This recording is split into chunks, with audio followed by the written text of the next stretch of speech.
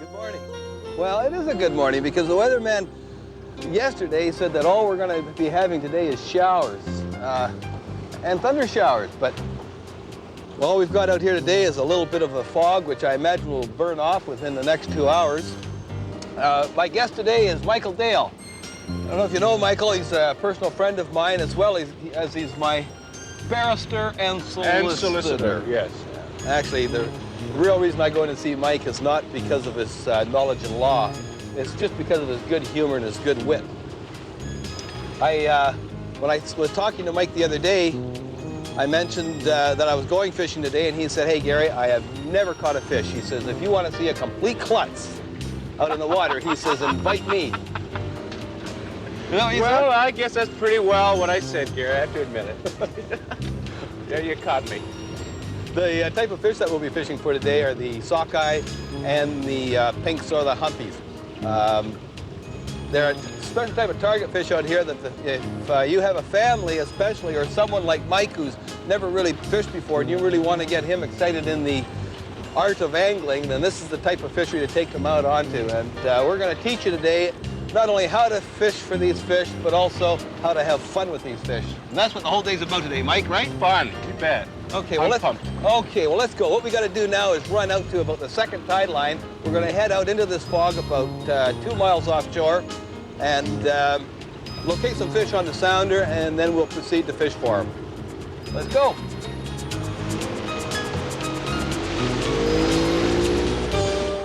So, Mike, yesterday, before we came out in this fishery, I thought I would stop off and have a talk with Jimmy Gilbert. Know who Jimmy Gilbert is? No, I don't. Well, he's not only a biologist and a sports fisherman and a promoter of sports fishing, a fisherman on this coast, but he's also a long-time guide who has turned from being a guide to being a tackle manufacturer today. But I thought I'd drop by his house and just ask him a little bit more about these fish that are running through here. I found out some interesting things. Number one, there's between 10 million sockeye and 16 million pink that run through these waters. Number two, these fish are what they call on their migration, just like caribou and things like that. They're adult fish. They're on a homeward migration to their river. Normally, we wouldn't have a chance to target these fish except right now. Thirdly, here in the Straits of Juan de Fuca, you'll find that these fish migrate, or the pinks or the humpies migrate on the odd year. On the even year, I believe they come up through Johnson Strait, and on the odd year, they come down through here.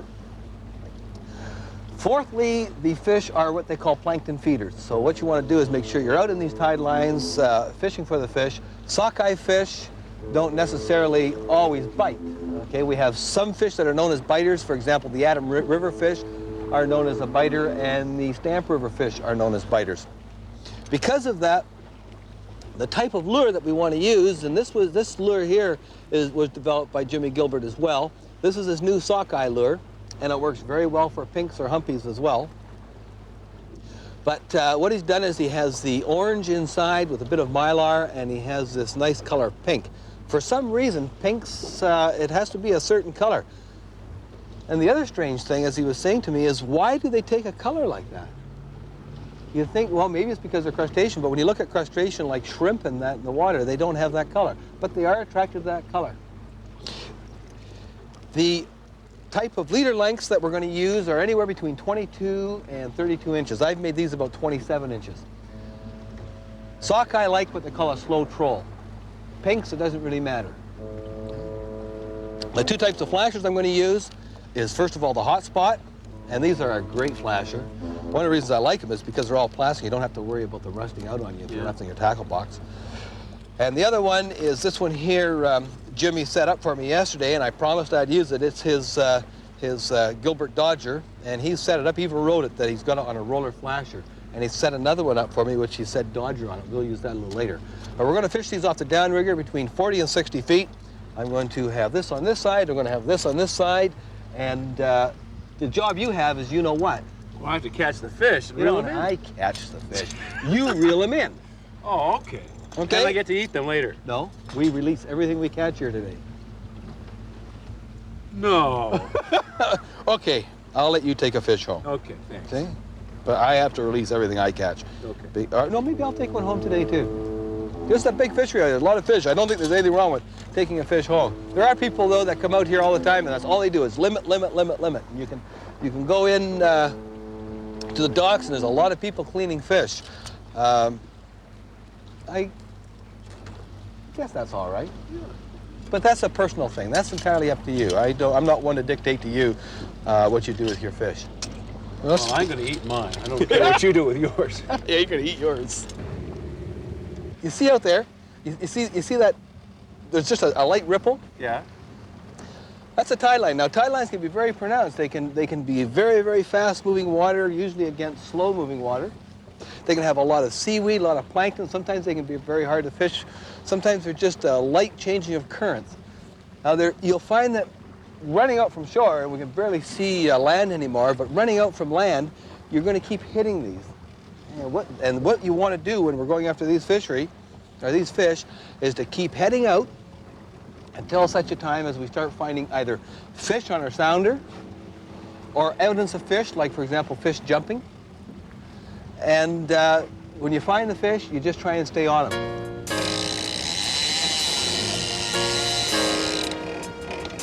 Here we go, Mike.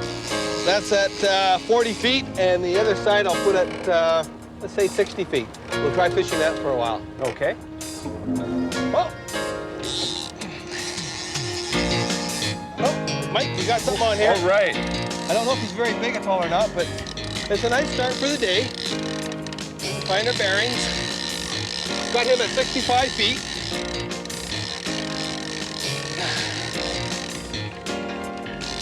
Oh, you look good playing this fish. Wow. Way to go. And the sun's coming out right now. Right on cue. I know, we plan these things, you know. Do you see anything there? A little bit of a... Is there a fish there? There appears to be. Huh? Well, look at this. Oh, what have we got here? Oh! Oh! He's a wriggly little Now, guy. you know what you do when he wants to swim away? You let him swim away. Okay. Give him a bit more line. No, you put your hand underneath the reel like Okay. that. Palming it? Yeah, it's called the palming. Okay. Okay? Let's have a look at this baby.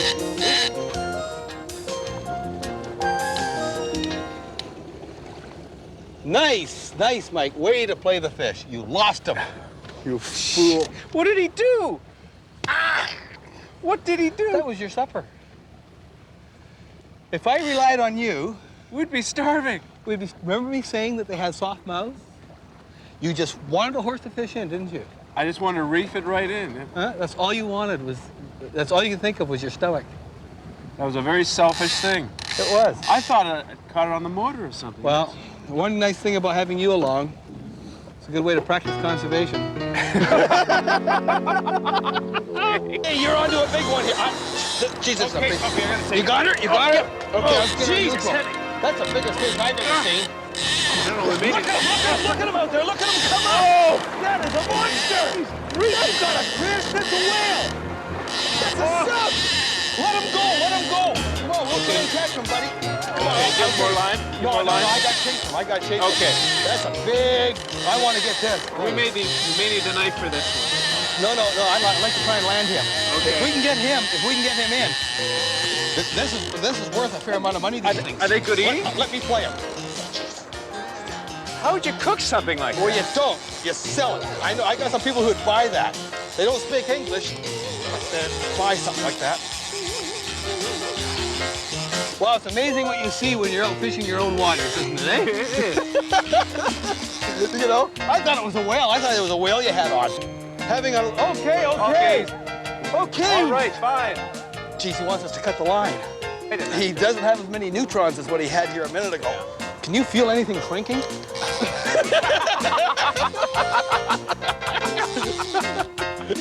You know, we should... My patience. This is fun. This is like fish wrestling. I can't believe it. You've got about a 3-4 pound fish on there, and he is just fighting like you would. Got a There little bit of a look at him. He's going to go down again. Nice fish. Stand up. Right. Okay, no more. Don't. You can't reel anymore, or else you're going to be reeling that weight through the eyes. Yeah. And my partner, You'd hate whose that. rod that is, Oh, he'd hate that. he is really going to be upset. Okay. Let's just get a net for him. No, we don't need no net. I'm going to grab him just like this here. Bring him over here. Okay. Watch it. Okay. Lift the rod up. Bring him over here. Okay. Well, that's it. Bring him into the downrigger. Cool. Now, what we have here is a... What type of fish this is? Oh, phew. Gave me a spit.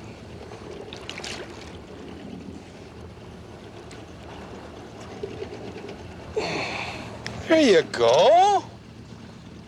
Gosh, that's a nice fish, Gary. That's a nice little fish. He really put up a nice scrap. Now, you see, that is called a pink salmon. Some people refer to them as humpy. Mm-hmm. You know how you can identify that as a pink? Was there sort of a pink sheen through? No. If you see the tail, see the real large dots on the tail? Yeah. That's the first way. Also, you'll notice how you see his back, how he's sort of got a hump on the back. That's where the humpy name comes from, is that hump on the back. See, no teeth. Just a little bit there, but not like you would normally get on the salmon. Now that's probably a female. Usually your females come in before the big males. But your big males, you'll catch around 12, 14 pounds out here. And we may just lay into a couple of those today. Mm-hmm. So you want to take that home for the barbecue, do you? I think that's a respectable looking fish. I'll That's take the that. biggest fish you've caught? Yes. Congratulations. We'll try and get it. Thank you. Thank you. Oh, look at that. And I got another little one on here. Isn't that? Yeah, you get all the big ones, and I keep getting the little shakers. That's all right. Just let him run. Fella. Come on. Turn him up. Come on. There we go. Sometimes when you release a little fish like that, he'll just go on its side. Just give him a little kick. And get him going again. Whoa! Okay, now this time, play this fish. None of this fancy stuff that you did last time. 2 hours to get in a 3 pound. I'm just building up the tension. Okay.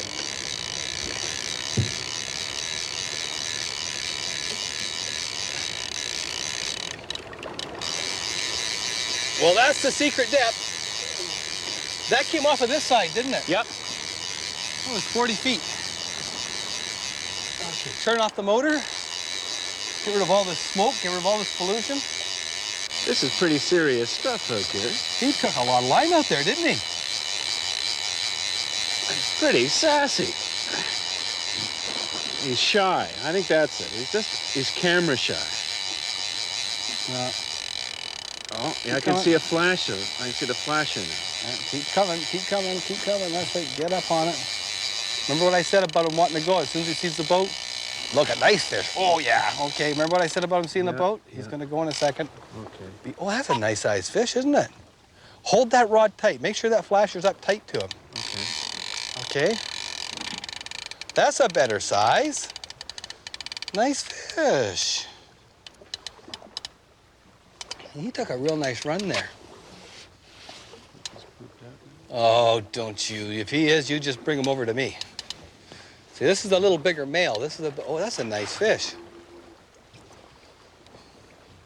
Oh! Don't you wish you had released the other one and then you could have kept this one? Huh? Yeah, I do. He's going to go nuts here in a second. Oh, there we go. What a nice fat fish that. Look at that. Oh, he's... Oh, isn't he terrific. pretty? Isn't he pretty? Take the hook out. Okay. Now, okay, he's gonna be all right. All you do is just hold him in here. Like so. There we go. Come on, fella. Oh, okay. There he goes. See, you had to keep the little one, didn't you? Well, I didn't know. You just had to, didn't you? Greed. All you lawyers are alike. You just go for every little thing you can get, don't you? Well, I didn't know my limit was 1. Well, we got that Trident submarine anyway.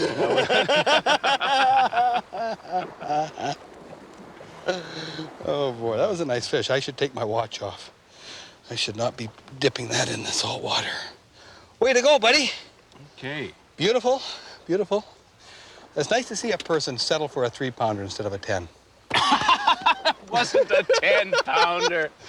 Oh, that was a nice fish. It was a nice fish, but I've got a nice fish. The reason I didn't have you keep that, because I knew if you took it home, you'd end up mounting it and putting it on your wall. And that would never do. Want to catch another one? Yeah, I'm ready for it. Okay. Point her over in the other direction, and we'll get her back out, and, Okay. Okay. Do you want to dance? You know the other thing Jimmy Gilbert told me? No, what? He said that when you come across these tide lines, it looks like the water's running this way and running this way. Yeah? When you go down maybe 40, 50, 60 feet, a lot of times the tide is running in a different direction. In other words, the current could be running this way. These fish usually always hold with their nose into the current, and they're picking up the feed as it's running this way. See, so it's running into them. So when you come up to a tide line like this, one of the smart things to do is to try crisscrossing it as well as going parallel to it. And then if you start hitting fish crisscrossing this way here, then continue that pattern.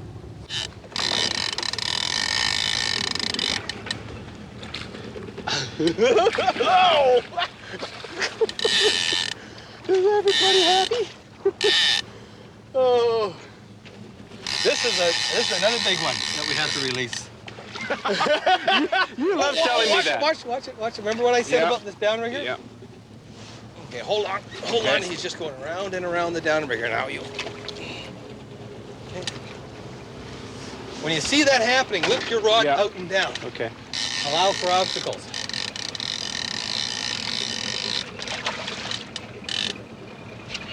Okay. Oh. Okay, you're not going to be able to reel anymore. No. You get him. Okay, come right and lean over the side here. Got it? Come on, right over the side here, because I'm going to release him right here. Okay, here's another way you can do it if you don't want to handle your fish too much. Yeah.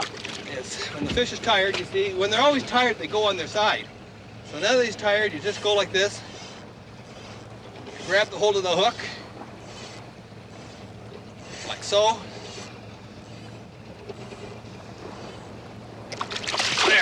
There he goes. A lot of times these fish, what happens, you really got to watch your rod. And watch with me your rod, because you get lots of little shakers on. Yeah.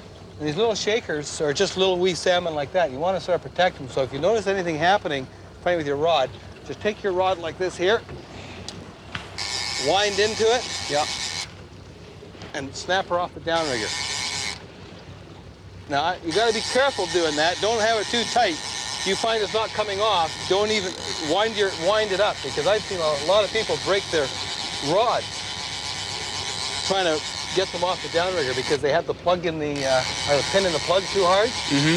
That's just a little thing to remember. No, that's not going to happen now, Gary. Oh no! But here, have a look. You see what I said? Look at here. See that little shaker? Yeah. I don't know how long he's been on there. I don't know how long he's been on there. You know, they talk about conservation and everything. That's why I like a large hook. He don't look too healthy, that guy. But he is. See that? He's still alive. So let's just give him a break here. There he goes. There he goes. He's doing okay. Yeah, he's doing fine. He'll catch his breath and be fine. You normally never come out fishing. I never come out fishing. And also, these are a plentiful type of fish. There's lots of them around. And I know you'd like to keep a few. And also, you're a lawyer. You're used to getting your own way. So we'll let you keep this fish. How does that sound? Oh, that sounds great.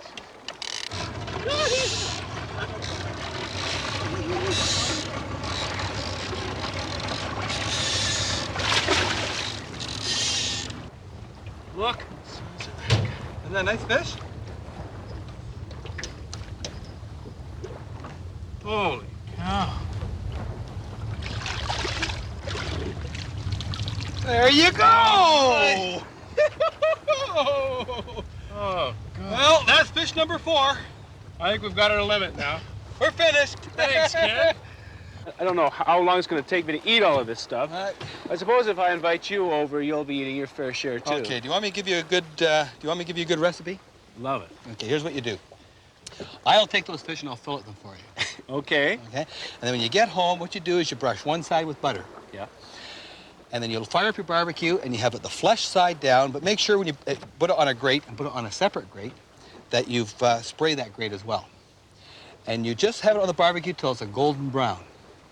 Then you take it and you turn it over onto a plate. And then you slide it back onto the other grill. And then take your favorite salad dressing. I like Kraft's Golden Caesar myself, but some people use Italian. And you take and you flood it over top of that fish. Now, when you think, for example, the Golden Caesars, it has Parmesan cheese in it, it has garlic, it has lemon, it has oils and salts and everything else like that, and vinegar, and you flood it over top of the fish.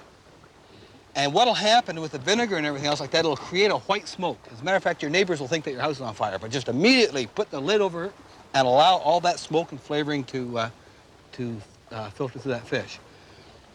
Let it cook for about another 2 minutes and then take it off and serve it. And I guarantee you, with those fish right there, you can take a person who hates salmon or hates fish, and they'll come back for seconds. Oh, I'm not sure I want that, actually, Gary. You got a worse recipe well, than talk that? about coming back for seconds. I'd like to say thank you, first of all, Mike. If ever you need any advice, Mike is down at Schalander Pope and Company, and that's a free one for you, Mike. And not only that, but Mike normally doesn't go out fishing, so we've allowed him to fill his cart of 4 fish. And that's all right. If you have someone who doesn't normally fish, bring them out here. They'll enjoy catching these fish and also get them hooked on fishing. Until next week, this is Gary Cooper saying good luck, good fishing,